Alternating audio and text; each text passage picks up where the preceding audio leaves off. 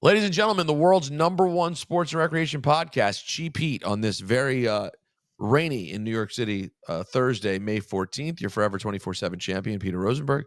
Philadelphia's own StatGuy Greg. That's right. Still the Oracle. And 37 for not very much longer. 37 at 35. Dipperstein. Hey, how you doing? Yeah, man, I'm feeling older, man. There's a little bit more gray in this beard under here. Oh boy, is your mic connected? You short tap your mic. Oh boy. Oh, there he is. He's there. He's there. Am I too low? No, you're fine. You're fine. I could speak louder. No, please don't. For the love of Christ, please don't do that. Yeah, here you can't stay 37 forever, Dip. You got to turn 38. The big one. It's a big one. 38. I think it is. Is 38 big? I think so. 38 is something. 38 is because you get to start rounding up too. You get to just say fucking I'm 40. 40-ish. Yeah. You just get to roll with it. That's if that's what you want. Yeah. It depends though on the situation. 30, you might 35. 38 is the definition of no longer 35. It by its nature, it is the definition. Now, when people previously, when they go, "How old is your friend Dip?" They'd go, "Oh, he's like 35." Now they go, "Oh, he's like 40." Yeah. Oh, they say he's like 40. You've changed from he's like 35 to he's like 40. Yeah. Yeah. Do people ask how old I am? I imagine so. All the time. Yeah. People are asking how old I am all the time. Yeah. They don't know. Because, I mean, we say you've been 35 at 30, whatever, for the longest. So people want to know, like, is he a cartoon character? How's he still 35? Something's got to change. Yeah. So these are all important subjects to discuss. We were just talking about that when you make plans with someone and they all of a sudden you think it's going to be small plans and then they add much more people to the plans. Is it appropriate to then add who all's going to be there? I say yes. I think so as well. I'm an adder. I'm a people adder. I am. You know that. I add you people. need to be ready to explain. God, this guy's adding. You need to be ready to explain who all's going to be there. I'm happy to explain who all is going to be there. I'm just telling you, I'm going to be the guy adding the friends to the plans. Oh, because I have trouble saying no friend to you are. Huh? And by the way, it's cost us. I'm one of the great friends. I'm one of the great friends of all time. No, I mean, am I not one of the great friends of all time? You are. I would say you're one of the great friends of all time. But for being one of the great friends of all time, this is a tough trait. The adder of people is not always what people. I'll say this too. I balance Dip out though because if the numbers get too high, if the numbers get too high, Dip, you can add somebody in my spot. I will bow out. I will tell you, and that's what makes SUG even a I better will bow friend. out. He's even a better friend than Dip because he's a subtractor. I mean, that's a friend. A friend who subtracts. That's a true friend who goes, "I know that we're friends. Don't worry about it. Call me tomorrow." Yeah, I've bowed out of some things that gave me FOMO at the end of the day, but I was just like, you know what? I'm just like, the bow out. I got to do it. I respect a bow out so much. I thought this was like a low key thing that I heard about, and then I hear it's like a 20-person thing, and I go 20 people's like that's called a party. What is the thing? What is the thing? Like if you can say on the internets, it was supposed to be a low key friend game night of sorts. Oh, a game night. Intimate. Yeah, intimate is a word that you got to use too because it was mentally it was three couples. 3 couples is called 3 couples getting together. Yeah, that's 3 couples just getting together to hang out. What games are we talking about? Are you playing? I asked that same exact question. I need to know the games. 10 couples is a lot of people. Yeah, that's not a game night. That's a party for sure. That's a party now, right? We are at a party. You're at a party. 10 couples is a party. Confirmed party. You're going to a party with games. Yeah. What are the games? Jenga? Is it Jenga? There could be a Jenga. Is it going to be Jenga? I wouldn't be shocked to see Jenga. Yeah, Jenga's often I feel there. I feel like Uno's on the table. Uno's always there. Uno's always there. I'm not a Jenga guy. Oh, that's too much pressure. Nat, what else would be there besides Jenga and Uno? Natalie, I'm not having the conversation. She just keeps saying something to me that you can't hear. They can't hear you. To me, this is not a game night. This is a party with activities. A game night is where you all play together. Natalie wants everyone to know that the last time we went to a game night, We played games Connect 4 with Michelle Williams from Destiny's Child, and Natalie smoked her repeatedly. What? She wouldn't let her win. She wouldn't let Michelle Williams win. Why would you let Michelle Williams from Destiny's Child win Connect 4? That's insane. Yeah, she destroyed from Destiny's Child. Well, no, but at a certain point you can feel bad. Natalie will destroy people in games to the point of like, all right, you're gonna let someone win. I don't think I got to win either. Pictionary. Yeah, she's Pictionary. Yeah, not these stupid plastic games. Uno, maybe. Okay, a Connect 4 potentially, but as far when I think of game night, I think of like verbal games, Mafia, categories, Pictionary. Oh, no. That's white game night. We have now discovered you mean white game night. Yeah. I have never. That's what it is. I have never at these. Well, by the way, so I only go to black game night or Natalie's family, which is apparently Israeli game night. None of those game nights include the games you're talking about. I might like those games more. Culturally, they may suit me more, but I don't go to game nights with those games. But what about the thing I hate the most is Cards Against Humanity. I hate Cards Against Humanity. Oh, it's overdone. Dumb. It's so dumb as rocks. Yeah, I don't like it. Dip, are you seeing it blurred in the background right now? To my left, the new bar credenza situation. No, boy, it's a bar. Oh, it's just a bar. It's just a bar. I don't see it. It has the WrestleMania 3. There's crap on it right now because I was moving stuff yesterday. That's where the jukebox was, right?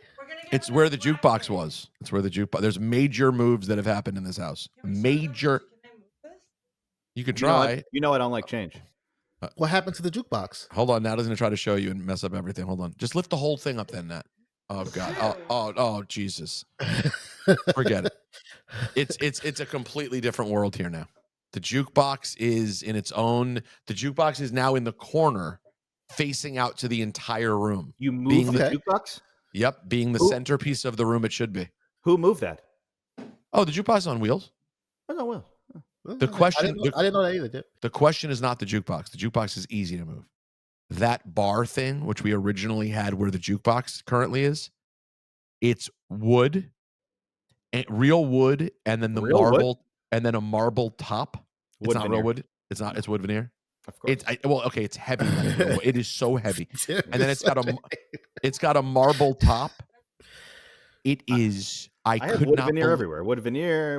I have wood veneer here. Wood veneer there. I'm wood veneering and wood veneer. I could not believe people moved it. I could not believe they moved Isn't it? Well, all you gotta do, you just gotta slide some cardboard under it, and then it just slides. That would have been a good idea, actually. SGG. We didn't put cardboard under it, and it slides, no matter how heavy it is. SGG is so right. He said we could have just slid cardboard under it. Yeah, that would have worked too. Instead of having to like lift it and do all that, just roll up the rug, make a path, put cardboard under it, and it'll slide right where you need it to go. So you had people over to move the things. So they delivered where we ordered that thing from, which by the way, it's Natalie's proudest moment in the history of her as a human being. I won't mention her nationality and being a factor. She was looking at this thing over and over again online, over and over. She said she looked minimum 25 times, and it was $3,000, and she could not bring herself to get this $3,000 bar. One day she looks. I'm not going to explain the whole thing properly, Natalie. At some point, she goes to the store, she sees it, whatever, and when she goes back and looks, for some reason, it is $800. $799. She immediately buys it. No, it was out of stock on the website. Was out of stock on the website, so I called the store that I saw it at, and I said, do you guys have one? They're like, oh, it's not available, but you could buy it now, and when it's available, we'll send it to you. Great. So a week later, it's available on the website back at $3,000. But she got it for the $799 when it was listed, but they didn't have any. Right.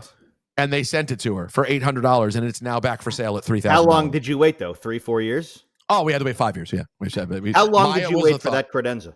No, not as much as you think. Natalie, how long do we wait for? Like 4 months? 3 months? 4 months. That's still a wait. 3-4 months. Yeah, light work. Oh, wait for it to get it? Yeah. Oh, a month and a half? Oh, a month and a half. That's as long as I'll wait. A month and a half? 6 weeks is the longest I'll wait. I will not wait longer. Yeah, for anyone out there who's listening who's attempted to purchase big furniture in any way, ever since COVID, they'll think it's reasonable to say available in 9 months. Like that's not a reasonable time to say something's available. Natalie, open the side of it. Show Dip how it opens. I can't see. I can't see it. You can't see this thing? Oh, it's that thing. It's that thing. Yeah, it's a bar, but it opens on either side also. Sorry, there's crap on it. So. Well, I'll be there next week. So you'll be there next week. You're gonna like this. This is right up the Dip alley. Yeah. What's in the bar? Like, what's the bottles of alcohol currently? So you hid that what's thing. What's the Rosenberg family alcohol of choice? The Rosenberg family alcohol, whatever that is called. Lots of whatever is free and has been given to me. Okay.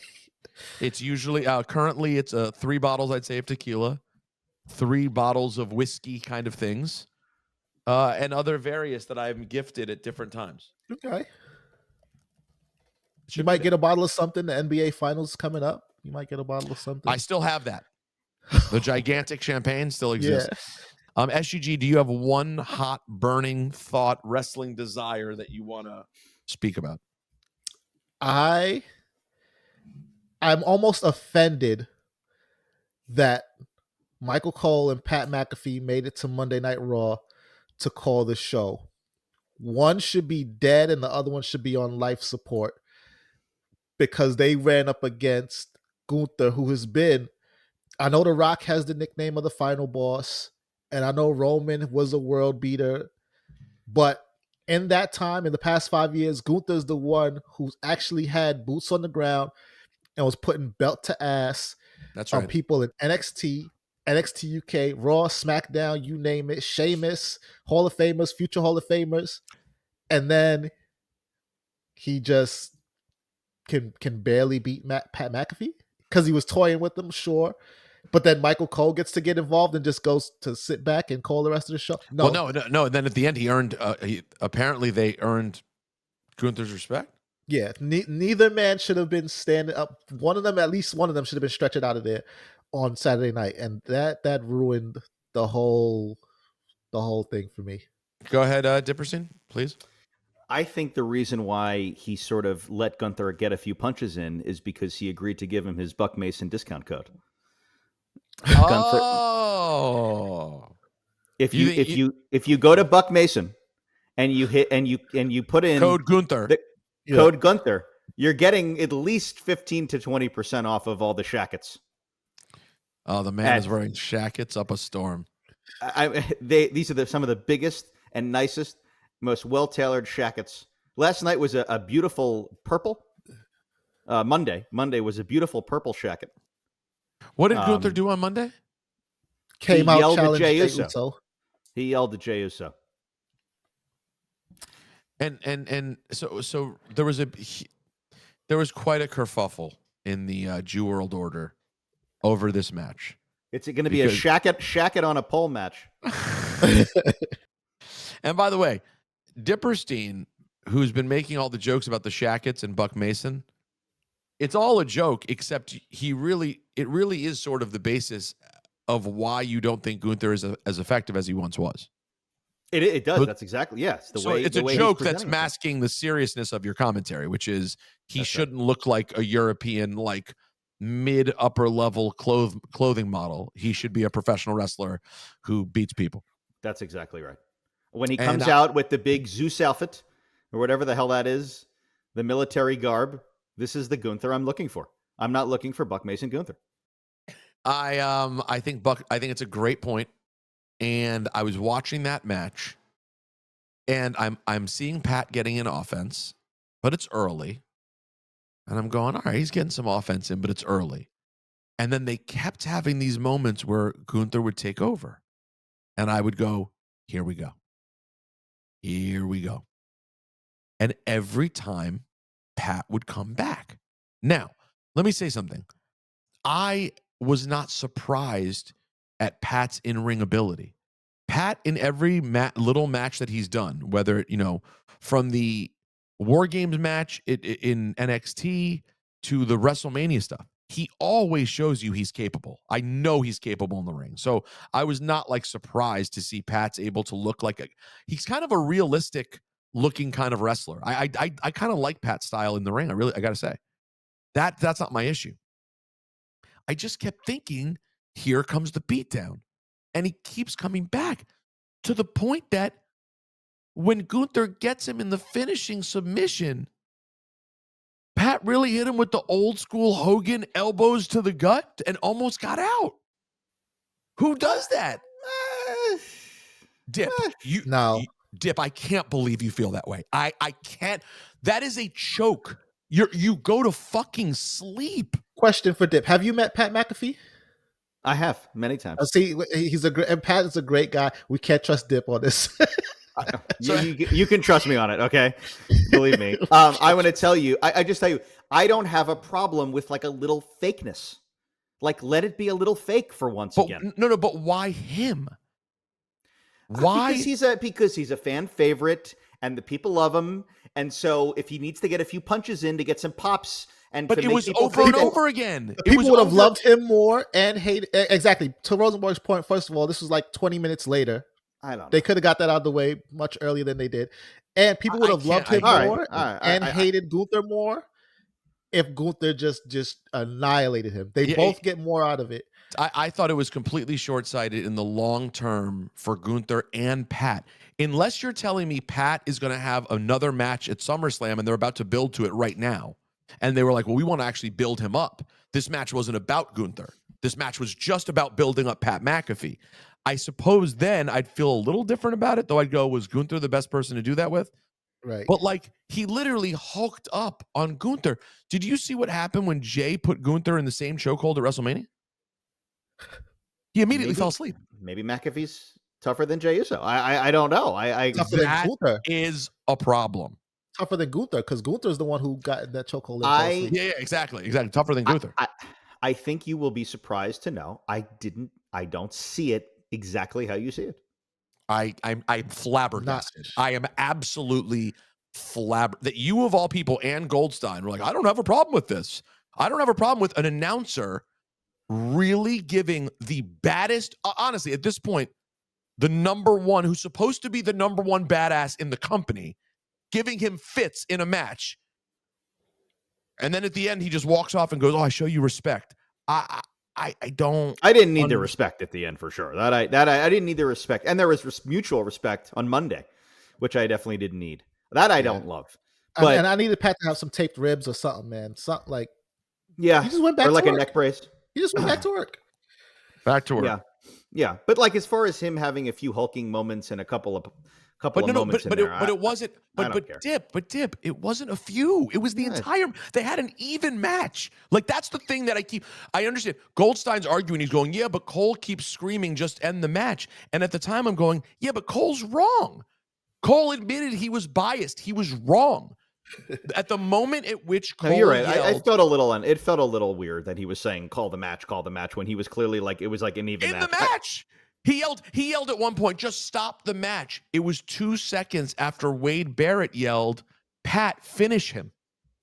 What's going on? Because I don't know. I guess they can't, the feeling is they can't completely show McAfee as like a patsy. He needs to like have some strength to him and like, you know what I'm saying?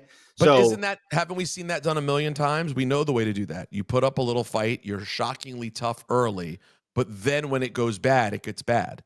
Yeah. And you show bravery, but you lose. Gunther just killed Jey Uso. Maybe I gotta killed him it. dead. Maybe I gotta rewatch He killed Jey Uso dead. He was a heap.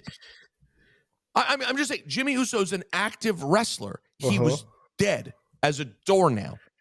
Couldn't move. I don't. Yeah, I think to Dip, it goes. What Dip is saying goes to my problem with the whole Pat McAfee in ring thing is that his I don't want to say gimmick because he's really just in an announcer role, but like his thing on WWE TV is he's cool.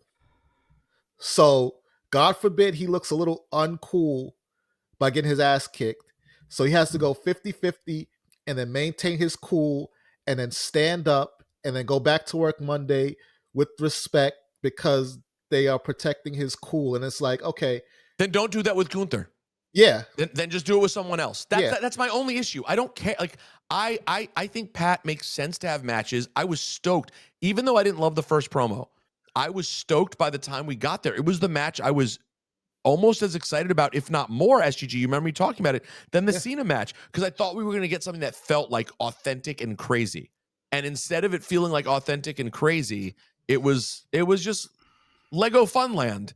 And, all of a sudden Goldstein's response is, it doesn't matter, Gunther's fine. I went, wait a second. He lost at WrestleMania to Jey, who's the fan favorite, who everybody loves. But again, SGG, mostly because he's cool. They don't think Jey Uso is the biggest badass. He beat Gunther clean with his finish in the middle of the ring, put him to sleep in 2 seconds.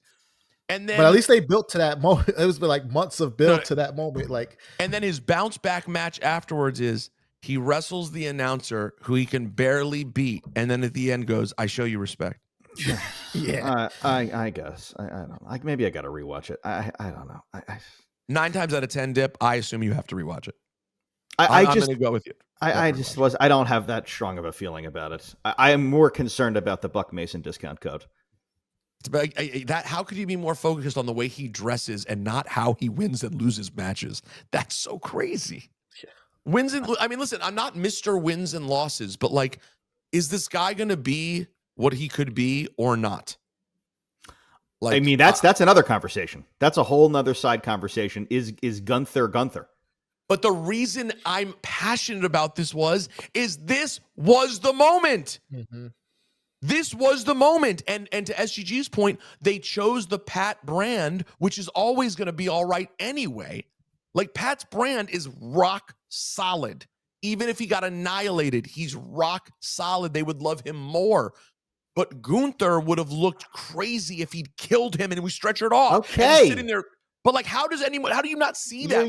You're yelling at us. What are we going to do to make Gunther good again? The question is Gunther good? Well, we had a moment and we shit on it. We just we're good. How do we make Gunther great again? Is that what you're? How do we make Gunther great again? Because the opportunity was there, and instead he goes, "Oh, I respect you. You're great." What? How kind of monster is this? Yeah, because I like they build up how much of a bully he was. And look, nobody's on Gunther's side in that aspect. Why do we make up with bullies after you just make up immediately? Yeah. He's still a bully.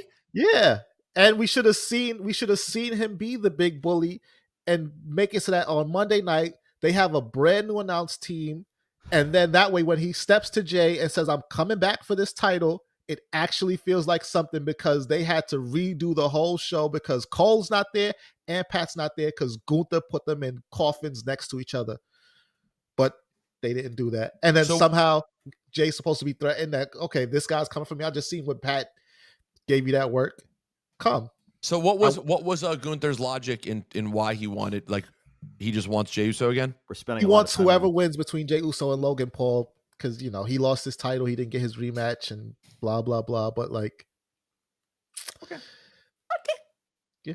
So what did we think about John Cena and Randy Orton? Did that go as you gentlemen expected? Dip, did you enjoy that?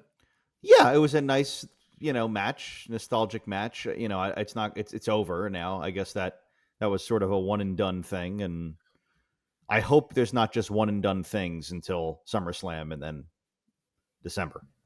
But maybe that's just what's going to happen. I don't know. I'm not sure I'm in love with the one and done. What's the X factor in how do we move Cena along into a story that sort of makes sense leading into SummerSlam? I assume it'll be with Cody again. Maybe it's with, I don't know, maybe Roman enters the picture. I don't know what's going on, but I just don't know how we make it really interesting feud wise for Cena. The R-Truth thing doesn't necessarily excite me. So, well, the R-Truth thing is that's perfect Saturday Night's main event booking. No, sure, yes, that's like a perfect Saturday Night's main event. Yes, I love that. Okay, but do you think I don't know if SUG, you think we'll get Cody at SummerSlam, or they save that for a bigger one, way towards the end for Cena? Yeah, I thought they were gonna do Randy and Cena at SummerSlam, and but Randy does seem to be one and done. So hopefully Cody at SummerSlam, but honestly, I don't know, because if Cena is gonna tap that nostalgia button throughout this championship run, it could be anybody. It could be Punk. It could be somebody wins the Money in the Bank and then they try to call their shot on Cena for SummerSlam. I really don't know, and I don't know who I would want that person to be, but it opens up a lot of possibilities with him just going one and done to the end. The world title picture is a big question mark right now, given all that is happening on both sides. You have the, Seth CM Punk Roman thing just hanging out there, and then you have Jey Uso as the champion, but then you also have, Cody Rhodes and John Cena, and you don't really know. We don't know who's going to be champion after SummerSlam. We don't know who's going to be champion coming out of the summer on either side. They're not. I mean, Jey Uso can't. I like it too. I like it too. But you can't have Jey Uso have that title forever. So we'll see. It's going to be a very interesting title picture. Well, if he beats Logan Paul, assuming Jey Uso beats Logan Paul, he will beat Logan Paul. Yeah. Which I assume he will, and the main reason I assume that is because it just doesn't feel like Logan is being in this moment. This feels like the Logan Paul moment. If he beats Logan Paul, and he gets Gunther again, yep. So our choices there would then be put the title back on Gunther. Nothing has happened to make him more interesting between those title reigns, or Jey Uso beats Gunther again. That's not going to happen. I think Jey Uso beats Gunther again. No. Do you guys hear what I'm saying, though, that neither is particularly desirable? Yeah.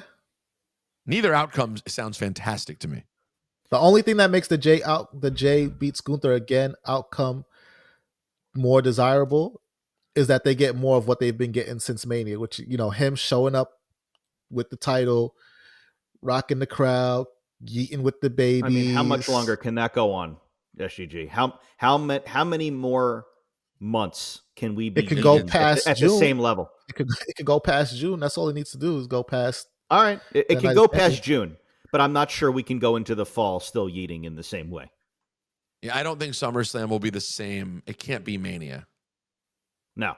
So June, July, I think whoever. I don't like these people going Mania to Mania with the title anyway. So I'm not offended if Jey drops the title at any point between now and next April, because I think that makes it more interesting. It makes it more interesting for the title. Everybody can't be Roman or Seth or Cody, these guys who take the title and carry it and have a banner year. I feel like if the title is going to be something that helps make guys like it does with Jey, they need to do that all year for whoever. I don't think it necessarily needs to go back to Gunther, but I don't think Jey needs to carry it.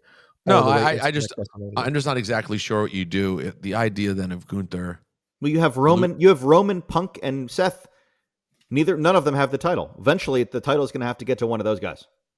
Right. So the question is, what story that may start to be told in the match that was made for Saturday Night's Main Event? The tag match or the. Yeah, isn't the tag match? What is it, Jey and Sammy? No, it's Sammy and Punk against Braun and Seth. Oh, because Jey has Logan Paul. Jey has Logan Paul at Saturday Night's Main Event. And wait, so you said it's Sammy and Punk versus Braun and Seth. Right. It's a fun match. Great Saturday Night's Main Event match. How do we get that to where Jey is involved? Well, we can get there though, because Jey was involved on Monday. Jey was right there. No, he's right. So the more will happen there with the Jey Sammy Punk relationship that will lead to him getting in a title match with Seth or something. What if Sammy?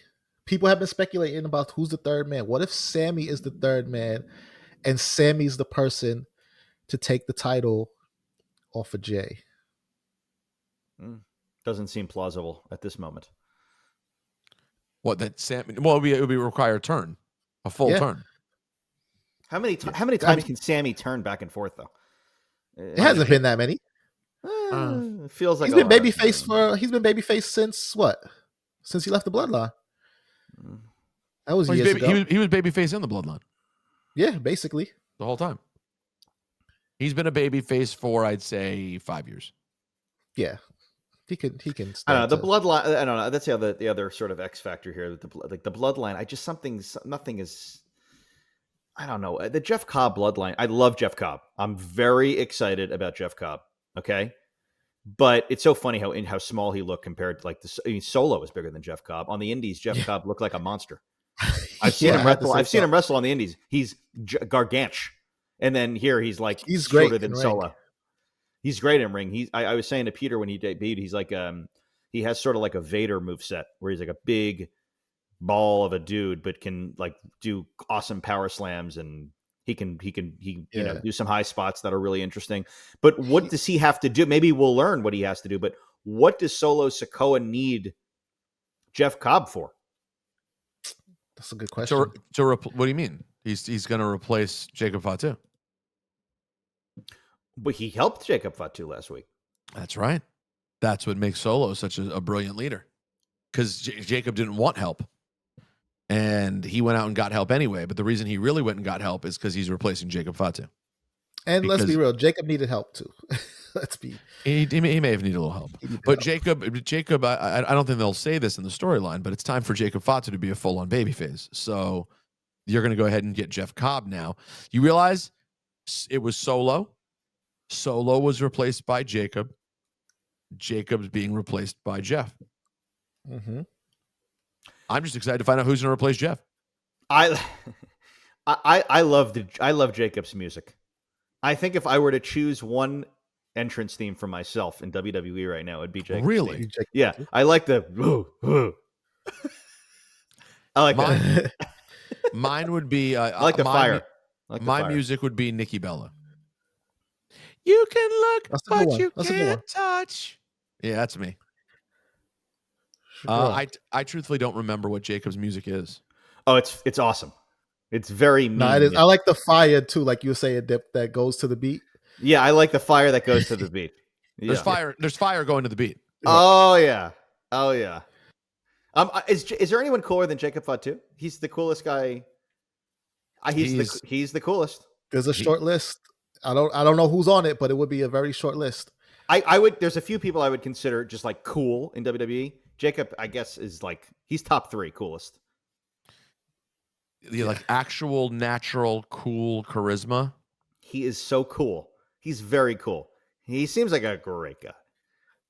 So in terms of, like you said, Pete, actual natural cool charisma, I feel like the Samoans are all on a tier together because they all have, like, in their own different ways, just like a natural coolness to them. Yeah, but even in that, I would say him and Jimmy are at the top of the list of cool. I have a question. At the Bloodline, Samoan Bloodline game night, what are they playing? What is being played at the Samoan game night? That's what I want. Dominoes for sure. Definitely Dominoes. Like you think Dominoes is being played? Yeah. I'm going to try to find out. I have almost no doubt that Dominoes. You're finding out right now. I'm going to find out. Okay. I would say it could be Chutes and Ladders. I'm going to ask. You know what? I'm not going to maybe Candyland. Ooh. No Candyland. No Candyland. Maybe Monopoly. What? Monopoly? I think I would think they might be more hungry hippos type of guys. You think you're sensing hungry hippos? Yeah, I'm sensing hungry hippos. I think they're playing hungry hippos. Now, real quick, if someone ever showed up to a game night with a hungry hippos under their arm, it would be the most crazed thing I've ever seen. Hungry hippos makes me nervous. I get very nervous playing. Oh, it's a very intense game. It's a lot of hand smashing. Not to mention, when I was a kid, the amount of marble searching you're doing after that game.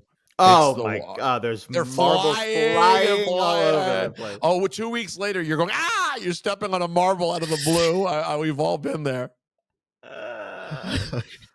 It's a great question. What could the game night look like for the Samoans? I'm going to try my best to, in earnest, to find out over the next 10 minutes. Speaking of which, I think I know what our Patreon has to be for this week. Yeah. Oh no, baby. Oh no, little baby. Don't start waking up, little baby. I think we have to do a Sabu watch along. Oh. Sure. Just Google the bloodiest Sabu. No. Let's watch that. The Ringer did an article with like the top 20. How many is it? Let me see. Hold on. The top Sabu's greatest matches that you've never seen.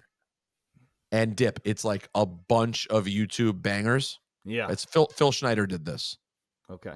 Here's the one I know we're going to watch, but we'll watch a couple. How about this one from 2004? It's 21 minutes long. Sabu versus Teddy Hart versus AJ Styles. What? Yes, please. I will watch. Is it bloody and like blood and guts?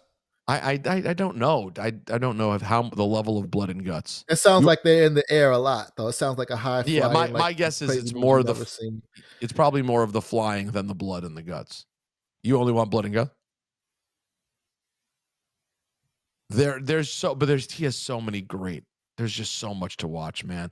And I know I called a match of his or two at PWS in my Pro Wrestling Syndicate days. I got to find if they actually exist. But man, I isn't it crazy that when they die, like the guys of this age range, like too young to die, when they go, you're kind of like, man, how did we not think about that they would probably go young? This was probably good. I hadn't been thinking about that with Sabu. And then when it happened, though, I'm like, oh, that sucks. Yeah. And also, like, what could I have possibly believed Sabu's lifespan was going to be given the life that he lived? And his last match was apparently crazy. I read an article about it last night. How crazy was it? Crazy in what way? The whole circumstances of him getting there, the whole thing was not normal. And this is recent, right? Yeah, it was at WrestleMania weekend. Mania weekend. Yeah. Who was the match with? Was it Joey Janela? Joey Janela worked the last Sabu match. I mean, he jumped into a pile of barbed wire. He jumped into barbed wire. And he was 60 years old. Yeah. Yeah. According to Joey Janela, he got knocked out during the match. And then, Joey did or Sabu did? Sabu. And then Sandman. I guess I wasn't at the match, but Sandman came out and he awoke from being unconscious. Yeah. All right, here, we will watch. Man. This was at Joey Janela's spring break. Yeah. All right, let's watch a moment. Let's right here tell the people what we see. Highlights. Sabu looks like he's wearing a suit to the ring. He's wearing Nikes. He takes it off. He takes off the suit. You mean highlight reel? The homicidal. This is crazy, man. Suicidal. This was in Vegas. It was a GCW vehicle. Maniac. Yeah. This is Sabu. Dipty, you must have loved Sabu as a kid, huh? I liked Sabu, yeah. Didn't love him, liked him. Yeah. Oh, here comes Sandman, as you talked about. And by the way, I would say in terms of people we should think about them being around, I hate to say it, but Sandman's probably on the list. Oh my God. There's Sabu at 60 years old falling through barbed wire ropes onto a barbed wire platform. It looks like he went for his famous triple jump moonsault, but it's like, bro, the ropes are barbed wire. Yeah, how could that work when the ropes are broken? Oh no, he's gonna get thrown into it. Oh my God. Yeah, that doesn't. I mean, that is. He went through a barbed wire table out onto the floor, and now Sandman's up in the crowd being a lunatic. I thought it was Sandman before. This. By the way, old fat Sandman is quite a sight. For sure. It's just such a different look from what he once was. And Sabu's still going, man. He's got blood all over his white pants. I gotta tell you, he actually moves okay. Dude, these guys, Joey Janela is nuts too. Oh yeah, complete nut job. Yeah. He does crazy stuff. Oh! He threw Joey Janela into the same barbed wire like table as well. And now they're going to have a chair clash in the middle of the ring. Oh, just a straight headshot. Joey ate one for two for Sabu. Sabu got one to the head. Oh, and then wait, what is he doing? He's just hugging Joey Janela. Is it a truce? It's like Gunther, Pat McAfee. He's hugging him in the middle of the ring, and now Janela's having none of it. And they're exchanging blows. Oh, and another chair shot to Sabu's head. Down goes Sabu. I got to tell you, though, Sabu's still able to hit some of his stuff. Oh, yeah, look at this. This is crazy. He's now just multiple chair shots and then a leg drop onto the chair on Joey Janela's head. That's one of his moves. Yeah. And then he goes for the cover. Are we going to see the end? You know what? Good job, Joey. Dip, that has to make you happy. Yeah, it was awesome. And you love seeing the old guy beat the young guy. I do. You don't need to see Joey Janela get put over by Sabu. Well, I will say this in all seriousness around this incredibly depressing topic. It is nice that, like, if this was his last match, and I'm sure we can all make our own judgment. Sorry, SG. We can all make our judgments on how appropriate it was for this match to exist, et cetera, et cetera. But I got news for you guys. People like Sabu, this is what they wanted to do until they were literally unable to do it. And at least it was done in front of like a big packed house. Like that is actually there. I have to tell you, as depressing as the end is that he passed, there are way more depressing ends, guys, in terms of seeing the kind of matches people have where literally there's 12 people there. That was like a, pretty cool packed match. I was in that house for, I went to a show there on the first night I was in Mania weekend. Which was 3 Wednesdays before WrestleMania. When you arrived, when Dip first got to the bar, I went with Dizza and Westside Gun and MVP to that show. Did you hurt people? Of course, we hurt people on the way. Yeah, to the venue and afterward. By the way, tonight we should get the answer. It was a great house. We should get the answer tonight. Bobby Lashley should give us the thumbs up or thumbs down finally on MJF. I mean, the fact that they don't want MJF in that group is absolutely crazy. I mean, can you blame Bobby Lashley for not trusting that MJF's going to be a great partner? I think he could trust MJF. Did you watch last week yet? Yeah. Who did MJF beat the hell out of again? To prove his point? Dante. What's Dante? Come on. What is it? I can't pull it. Is it Dante Martin? Dante Martin. Yo, the Dante Martin, props to him in Max proving to the Hurt Business that he hurts people. He gave him the power bomb onto the apron. Yeah, it was bad. It looked so painful. SUG, can you imagine taking that shot, taking that bump? And I'm guessing that was the whole thing. Like, hey, you down to do this thing? This is how it's going to look like he hurts people. Like, that is the spot to show that he hurts people. Yeah. He definitely, I mean, we know he hurts people. No. He hurts people. 1,000%. He 1,000% hurts people. So the question is now tonight, will Bobby Lashley give the thumbs up? My assumption would be yes. And then in the coming weeks, the fun that could be had with MJF as a member of the Hurt Business. I mean, that's fantasy booking stuff right there. But isn't him hurting people only part of it too, right? Because they're still a syndicate. They are still running the business. Shouldn't he have to put some money up? Shouldn't he have to put? Like he walks around with a diamond ring. Shouldn't they get a piece of that? Yeah, but listen, this would all be part of the logistics that they should be talking about if they accept him. It's because they're still running a business. That you can handle the business side is one thing. Now, can you meet us on the financial piece of it? Well, isn't that almost a no-brainer? My guess would be MVP's been saying this guy will be such an asset financially, but trust me, he hurts people. And Bobby Lashley's going, does he really in fact hurt people? He's good for business. Let's face it. And Shelton's going, I don't care. He seems like a great time. You know what I mean? Yeah. But no, this has been a lot of fun to see, man. It's just great getting to see MVP Bobby and Shelton in like a big spot, like as they should be. Like, let's be honest, we got so let down. It was right there for the taking. There could have been so much fun stuff, and it all went away.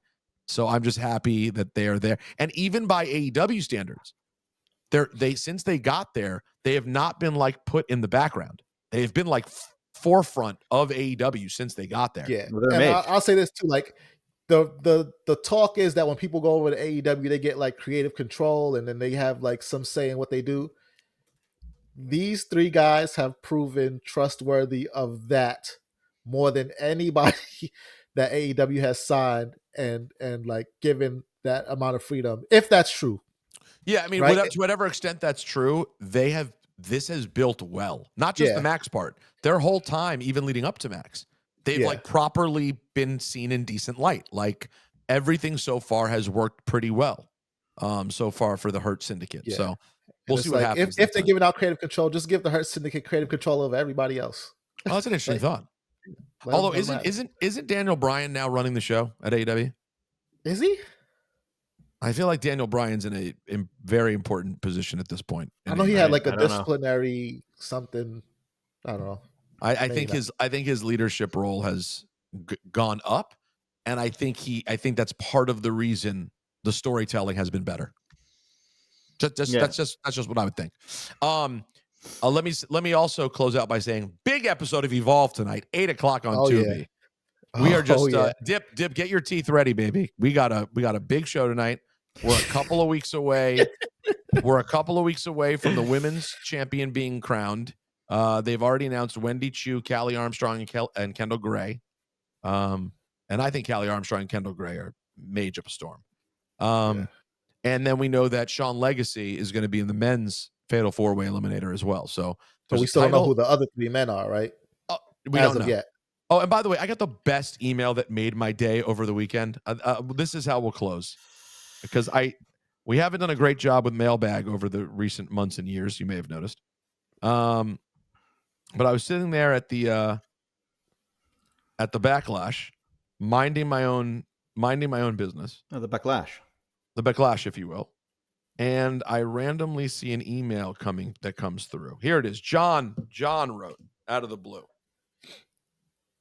What a nice thing this guy said. Because I got to put the glass on. He wrote, "This is probably super repetitive because I'm sure lots of folks have been begging you to promote Evolve more widely." By the way, I went on Busted Open today, promoted Evolve. But as someone who was listening to yesterday's Patreon episode, it did convince me to download Tubi on my phone and pull up Evolve. It's absolutely great. You have, to my amateur ears, an exceptional aptitude as an announcer that makes it just a fun hang. The in-ring stuff is grand too. And it's such a digestible size of an episode. I think of myself as a diehard fan because I guessed most everything's are. Though I kind of low-key agree, if the bagel is good, egg sesame rules.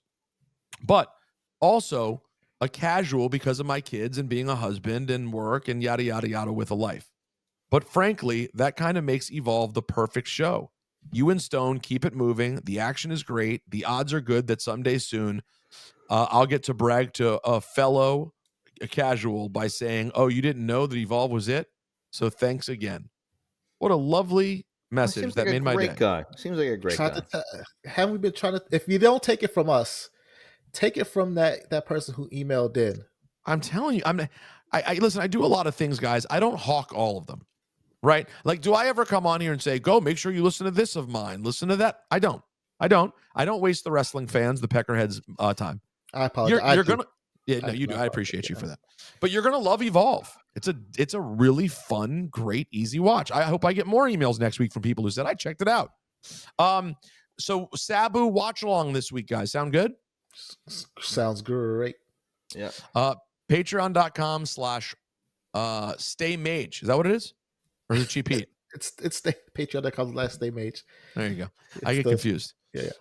We'll see you over there. And you guys, by the way, stay mage. And I apologize. I did not get an update on if game nights are happening with the Samoans. So you'll have to tune in to to Patreon for that. All right, stay mage.